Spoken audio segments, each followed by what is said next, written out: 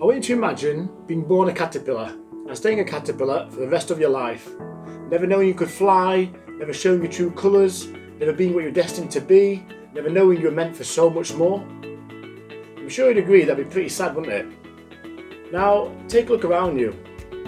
How many people do you see not fulfilling their potential? How many people do you see who have never changed? How many people do you see that haven't achieved half of what they're capable of? How many of these people are stuck in life as a caterpillar? You see, a lot of people ask me, why is it so hard to change? And this is my reply.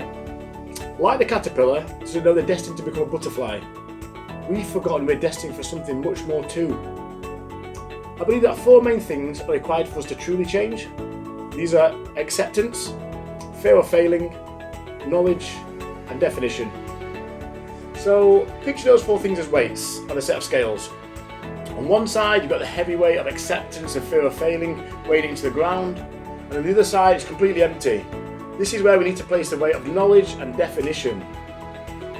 I'll explain why and how in a minute, but firstly, I want you to ask yourself a question. What will genuinely make you happy, and how will you know if you've got it? Think of something which isn't materialistic. It can't be bought. Think of a feeling or achievement you want. Now hold on to that thought, even write it down. Keep it safe. Because I want you to look back and be proud of yourself when you've achieved it. If you truly want to change, anything is possible, but you have to want it. Because if change was easy, everybody would do it. So whether your dream is to become a teacher, an athlete, a musician, a doctor, to build a stronger bond with family members, or simply to remove negative thoughts and become a better person, it's all possible.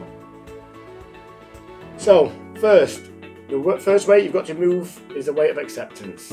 This will be difficult, but it's so important. You see, most people accept the life they've got, and to change it is going to be outside their control.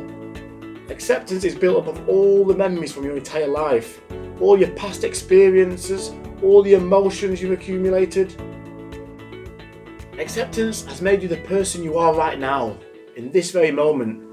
It's how you think, it's how you feel, and it's how you act to fit in with the world around you. Acceptance is being the person you were today, yesterday, the day before that, and the day before that. It's accepting the world you feel familiar in, no matter how happy or sad you are. And did you know, many people don't actually look for things to get better in their life. They look for them not to get worse. How bad is that? See, I hear acceptance every day from the vast majority of people I speak to, who tell me nothing but their problems and troubles, but yet do nothing about them. Whether it's their health, work, relationship, finance problems. But all they're doing is waiting for them to disappear. Waiting for their dream job to suddenly inbox them. Waiting to win the lottery without buying a ticket.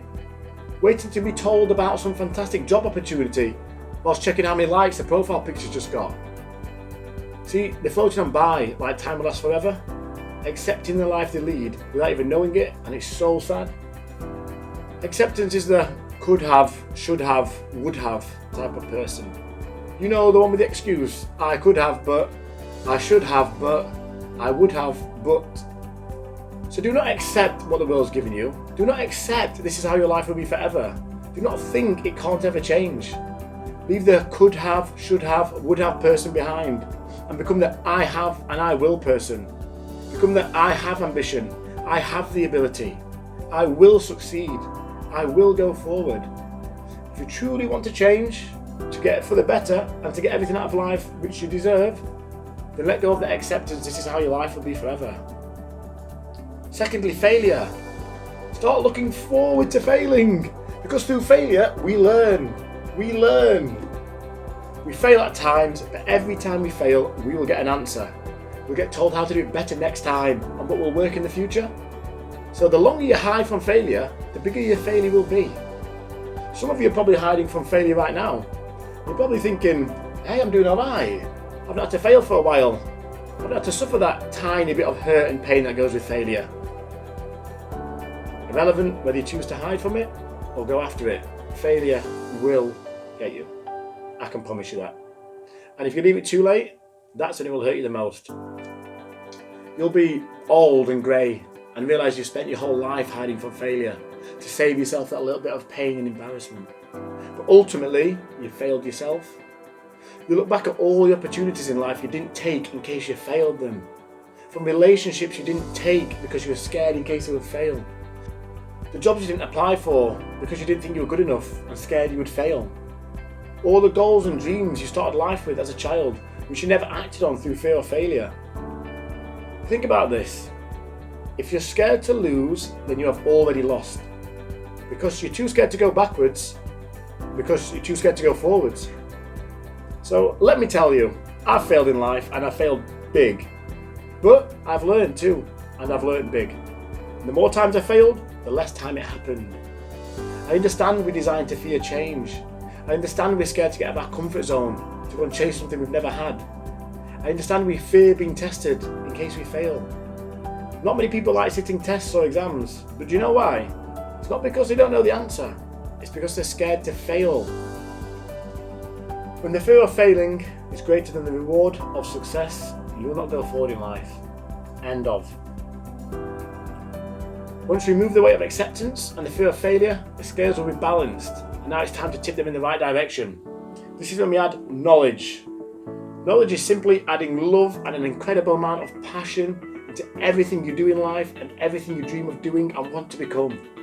It's investing your time into your passion. That's it, that's simple. I'm not saying go and hand your notice in at work tomorrow, but work towards a new tomorrow. When it comes to knowledge, you have to be honest with yourself. Ask yourself, what have you done with your life so far? Has it really given you everything you want, or do you feel there's more left out there for you? Do you really feel you've achieved everything you're destined to achieve? Or do you feel you can do more than what you've been doing? So pick a goal. Pick something you feel passionate about and want to pursue. Don't waste your time, start investing your time. Take responsibility for your own future because it's yours. Instead of sitting there waiting for it, go out and create it. Stop wasting your time scrolling through social media, looking at other people you admire. Start creating the person you admire and become the admired. When you love the world around you and you love what you do, you'll be successful in whatever you choose. When you open up your heart to love, excitement and energy, you attract everything within that frequency. When you do something you love, it gives you a reason to get out of bed in the morning. You even look forward to the early mornings and late nights because it means you're doing something you love.